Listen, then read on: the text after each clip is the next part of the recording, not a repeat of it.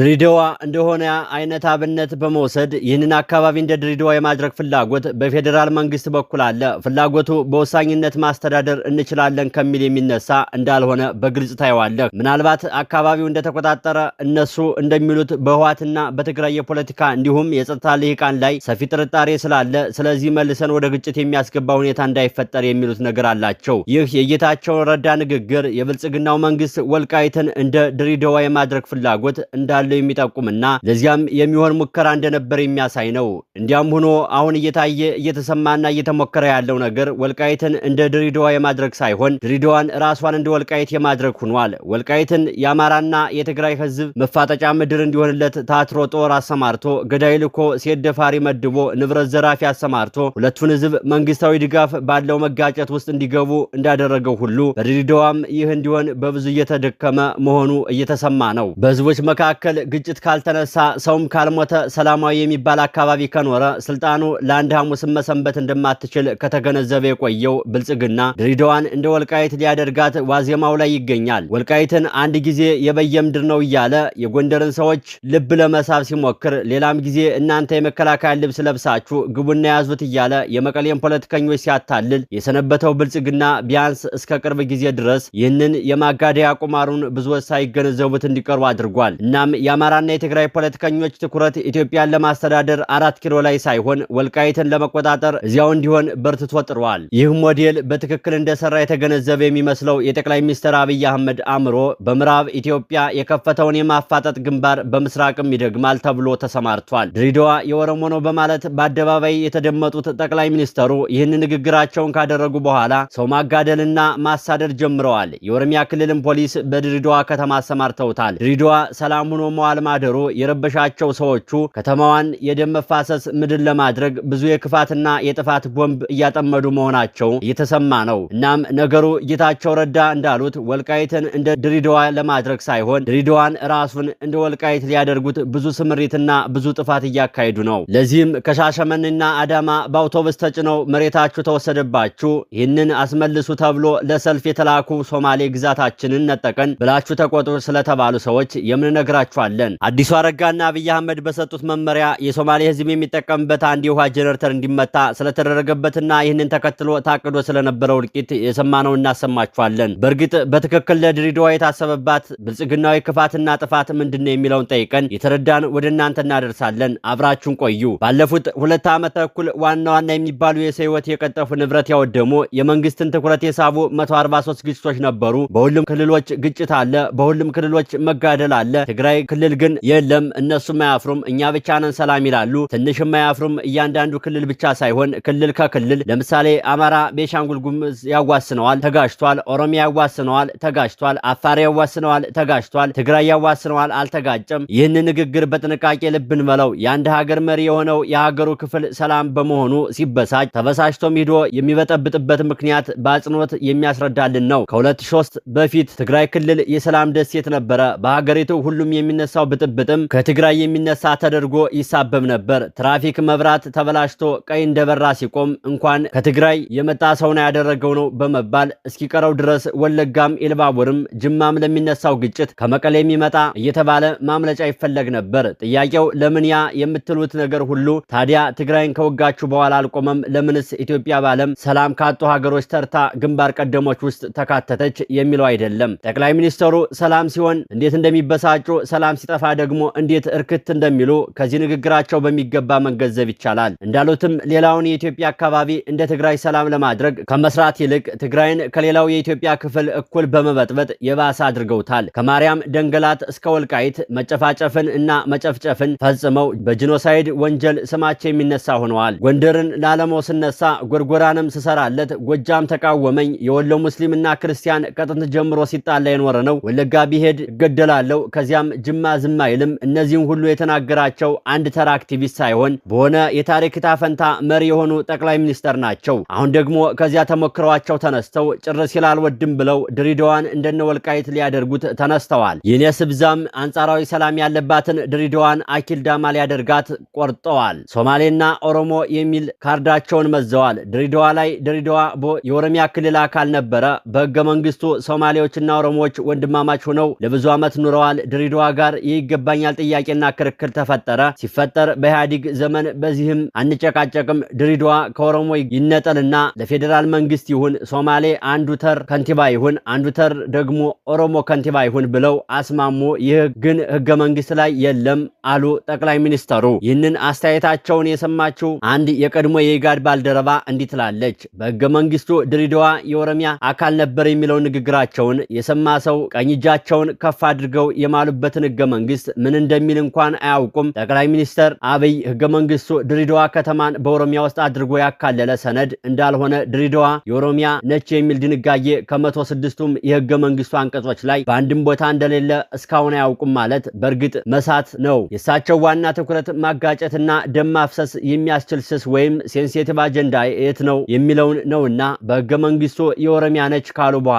ያነሱት ነገር ላይ ማተኮር ይበጃል። ሶማሌዎችና ኦሮሞዎች ይገባኛል ጥያቄና ክርክር ፈጠሩ። ከዚያም ድሬዳዋ ከኦሮሚያ ይነጠላል ተባለ አሉ። በእርግጥም አደገኛው ንግግር ያለው እዚህ ጋር ነው እያለች ትቀጥላለች። በእርግጥ እዚህ ንግግር ውስጥ ያለው አብይ አህመዳዊ እልቂት አዋጅ ኦሮሞ ሆይ ድሬዳዋን በህገ መንግስት ያገኘሃት ከተማን ለሶማሌ የሰጠብህ ኢህአዴግ ነውና ትገባሃለች። እናም ወደ ድሬዳዋ ዝመት፣ በድሬዳዋና ሶማሌ ህዝብም ላይ ተነስ የሚል ነው። በኦሮሚያ ያጡትን ፖለቲካዊ ቅቡልነት የጎንዮሽ ግጭት በመፍጠር የተቆረቆሩለት በመምሰል የሶማሌን ህዝብ ከኦሮሚያ ህዝብ ጋር ደም የማቃባት ሴራ አካል ነውም የሚል ሰው ማስረጃ ማቅረብ ይችላል። ጠቅላይ ሚኒስተሩ እንዲህ ያለው ንግግር ሲናገሩ ነገሩ ግን ይህ የመጀመሪያ አይደለም። በኦሮሚያ ውስጥ እንደተጠሉ በሚሰማቸው ወቅት በተገዳዳሪዎቻቸው እንደተበለጡ ሲገባቸው ይህንኑ አድርገውት ያውቃሉ። በስልጣናቸው የመጀመሪያ ዓመት በዚያ የመንጋነትና አገር የማጥፋት ዝግጅት ወቅት ከኦሮሚያ በኩል ያላቸው ድጋፍ እየተሸረሸረ በጎንደርና በባህር ዳር ደግሞ እየደመቀ መጣ።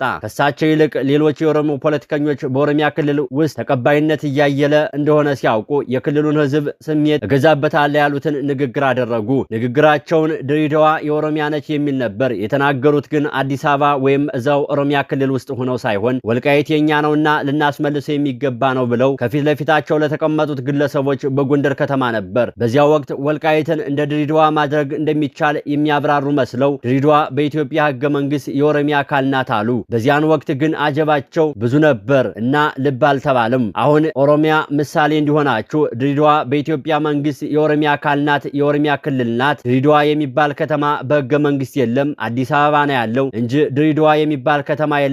በኋላ እንደዚህ ጥያቄ የጠነከረ ሲሄድ ህገ መንግስት ሳይሻሻል ድሬዳዋ ራሱን የቻለ ከተማ ነው፣ ድሬዳዋ በኢትዮጵያ ህገ መንግስት የኦሮሚያ ነች ይሉና እንደገና ተመልሰው ድሬዳዋ የሚባል ከተማ በህገ መንግስቱ አይታወቅም የሚለው ንግግራቸው ፍጹም የተቃረነ መሆኑን ሆነ ድሬዳዋ በህገ መንግስቱ አይታወቅም እያሉ በህገ መንግስቱ የኦሮሚያ ነው ማለት ምን የሚሉት ነገር ነው የሚል ጥያቄ መሰንዘሩን እንተውና አስበውበት ለግጭት ካለው አዋጭነት አንጻር አይተውት የተናገሩት ነውና አላማቸው ላይ እናተኩር። የኦሮሞ ተቆርቋሪ ነው ለመባል ይህን ሲናገሩ ወለጋ ላይ የሚገደል ኦሮሞ፣ ሆሮ ጉዱሩ ላይ እንደወጣ ለቀራ አባት፣ ምዕራብ ሸዋ ላይ ልጆቿን ለተነጠቀች እናት ድሬዳዋ እንኳን የኦሮሚያ የማሊዣስ ቢሆን ምኗ ነው? አንድ ለኦሮሚያ የሚቆረቆር ግለሰብ የመጀመሪያ ስራው ኦሮሞን መግደልና ማጋደል ማቆም አይደለምን? ኦሮሞን ከጎረቤቶች ሆነ በአጠቃላይ የሀገሪቱ ህዝብ ጋር በሰላም እንዲኖር የማድረግ ስራ መስራት አይደለምን ብሎ መጠየቁን ስንቀጥል ይህ የኦሮሞና የሶማሌ ህዝብ የማጋጨት ስር የሰደደ ጥል ውቃቢያቸው የከረመ መሆኑ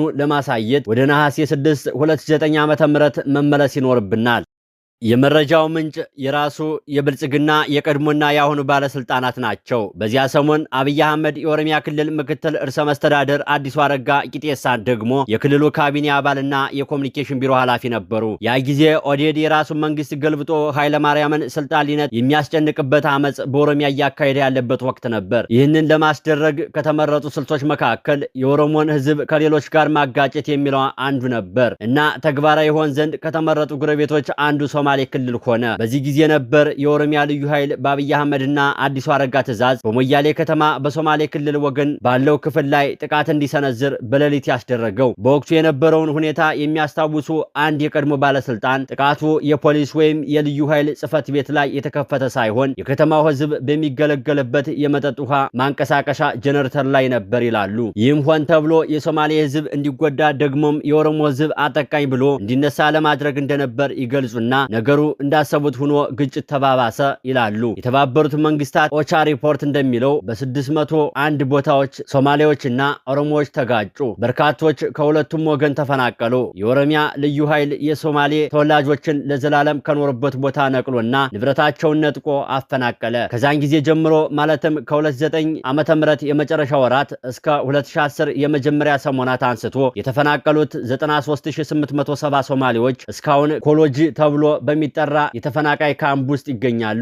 አሁን ግን ቁጥራቸው ጨምሮ በመቶ ሺዎች ሆኗል ይላል ከ7 ወራት በፊት ወደ ቦታው ሄዶ የነበረው የኢንተርናሽናል ዲስፕሌስመንት ሶሉሽን ፈንድ ዘጋቢ። ውድ የአርጀንት ኒውስ ቤተሰቦች ስለዚህ ኢትዮጵያውያን መፈናቀል ለመሆኑ ካሁን በፊት ሰምተው ያውቃሉ? በመቶ ሺዎች የሚቆጠሩ ሰዎች በብሔራቸው ምክንያት ተፈናቅለው ለ8 ዓመት መክረማቸውንና አሁንም እንዲያ ያለው ህይወት በዚያው በሶማሌ ክልል እንደቀጠሉበት ሲነገር አጋጥሞት ያውቃልን? የሆነው ግን እንዲያ ነው። አብዛኞቹ የተሻለ ኑሮ የነበራቸው ሶማሌ ክልልን ኑሮበት የማያውቁ ደግሞም ቀላል የማይባሉ ሶማሌኛ እንኳን የማይችሉ ሰዎች ዘራችሁ ሶማሌ አገራችሁ እዚያ ያልሆነ ተብለው ከተባረሩ 8 ዓመታቸውን ይዘዋል። እነዚህ ተፈናቃዮች ለጠቅላይ ሚኒስትሩ በቂ አይደሉም። እነዚህ የተነጠቁት ቤተሰብና ሀብት እያረካቸው አይመስልም። እናም ድሬዳዋን እንደ ወልቃይት በዚያ በምዕራብ ኢትዮጵያ የሞከሩትና ለጊዜውም ቢሆን የተሳካላቸው የመሰላቸው አጀንዳ በምስራቁ የሀገሪቱ ክፍል ደግሞ ለማየት የድሬዳዋን ካርድ መዘዋል። የድሬዳዋ ከተማ የኦሮሞ ነች የሚለውን የወሩን ንግግራቸውን ከማድረጋቸው በፊት በክረምቱ መጨረሻ በሽመልስ አብዲሳ በኩል አንድ ደም አፋሳሽ ሙከራ አድርገው ነበር። የሶማሌ ክልል አዳዲስ ዞኖችን አዋቅር ያለው ብሎ ባሳለፍነው ሐምሌ ይፋ አደረገ። በዚህ ጊዜ በክልሉ ተቃውሞ ተቀሰቀሰ። ይህንን አጋጣሚ ለመጠቀም ያቀዱት የአቶ 4 ኪሎ የጥፋት አንጎሎች አዲሱ የሶማሌ ክልል ያስተዳደር ማስተካከያ ከኦሮሚያ ክልልም ወረዳዎችንና ቀበሌዎችን ወደ ሶማሌ ክልል የሚያካልል ነው ተብሎ ይነገር ዘንድ ወሰነ። እንደተባለውም ተደረገና ከአዳማ ከሻሸመኔና መሰል አካባቢዎች ህዝብ በመንግስት አውቶቡስ እየተጫነ ወደ ባሌና ቦረና ተላከ። በዚያ በኦሮሚያና ሶማሌ መዋሰኛ ቦታዎችም ላይ ግጭት ለመቀስቀስ ተሞከረ። እንዲያም ሆኖ በውጭ ሀገር የሚኖሩ የሶማሌና የኦሮሞ ፖለቲከኞች እና ተደማጭ ሰዎች ሀገር ቤት ካሉት ጋር ተቀናጅቶ ባደረጉት ርብርብ የብልጽግና ሴራ ከሸፈበት። በአውቶቡስ እየተጋዘ ግጭት ቀስቃሽ ሰልፍ ሲያካሂድ የሰነበቱም አበላቸውን በልተው ወደ የከተሞቻቸው ተመለሱ። ይህ ሲሞከር ከርሞ ነው እንግዲህ አልሳካ ሲል ጠቅላይ ሚኒስትሩ የድሬዳዋን ጉዳይ እንደገና ወደ አጀንዳነት ያመጡት እና በፓርላማ ያቀረቡት። እሳቸው ያንን ንግግር ካደረጉ በኋላ ባለው ጊዜ ውስጥ እስካሁን ድረስ በከተማዋና አካባቢዋ የሰው ህይወት እየጠፋና ሰውም እየታሰረ ነው። መምህራን ሸኔ የገደላቸው እየተባለ እየተገደሉ ናቸው። ሲቪሎች እንዲሁም ሞተው ይገኛሉ። የኦሮሚያ ልዩ ኃይልን ከህግ አውጭ ወደ ድሬዳዋ በማስገባት ሰው እንዲታገት እየተደረገ መሆኑን ነዋሪዎች ለጣቢያችን ተናግረዋል። ሸኔ ናቸው እየተባለ የሚገደሉት ወጣቶችን ቁጥር እየበረከተ ነው። ይህ መሆኑን የሚናገረው ደግሞ ራሱ መንግስት ጭምር ነው። ያችን በሰላሟ የምትታወቅን ድሬዳዋን የደም ምድር ማድረግ መጀመሩን የሚያረጋግጥልን የድሬዳዋ ፖሊስ ጠቅላይ መምሪያ ዋና አዛዥ ኮሚሽነር አለሙ መግራ በሰሞኑ የሰጡት መግለጫ ነው። በዚህ መሰረት 43 የጠላት ኃይል ተገለዋል፣ 25ቱ ደግሞ የተማረኩ ናቸው። ስለዚህ በአጠቃላይ የዚህ የገባ ጠላት ወጥቷል ማለት አይቻልም። ሰዎቹ ድሬዳዋን እንደ ወልቃይት ሊያደርጉት አስበዋል ወይም ወስነዋል ሳይሆን ወደ ተግባር ገብተዋል የሚያስብለውም ይህ ነው። ደም ማፋሰስን የሚወደው የውያም ውቃቢያቸው ህዝቦችን ካላጋጨ የገዛ የማይመስሉ አመላቸው ሁለቱም ወገኖች እንዲህ ባለ መልኩ መግደል ጀምረዋል። የአፋርንና የሶማሌን ህዝብ ከ2011 የበጋ ወራት ጀምረው ለ6 ዓመታት ያዋጉት እነዚህ ሰዎች አሁን ደግሞ የሶማሌንና የኦሮሞን ህዝብ ድሬዳዋ ላይ ተጋጠም እያሉት ነው። እንዲያም ሆኖ ህዝቡ እየተባበራቸው አይደለም። ይህንን የተደቀነ ሴራ በመገንዘብ የሚሞቱ ሰዎችን እና የሚጠፉ ንብረቶችን የሚበጣጥስንም ማህበራዊ ግንኙነትን ማዳን የፖለቲካ ኃይሎች ሁሉ ግዴታ ሊሆን ይገባዋል። መልካሙን ሁሉ በመመኘት በዚሁ እንሰናበታለን።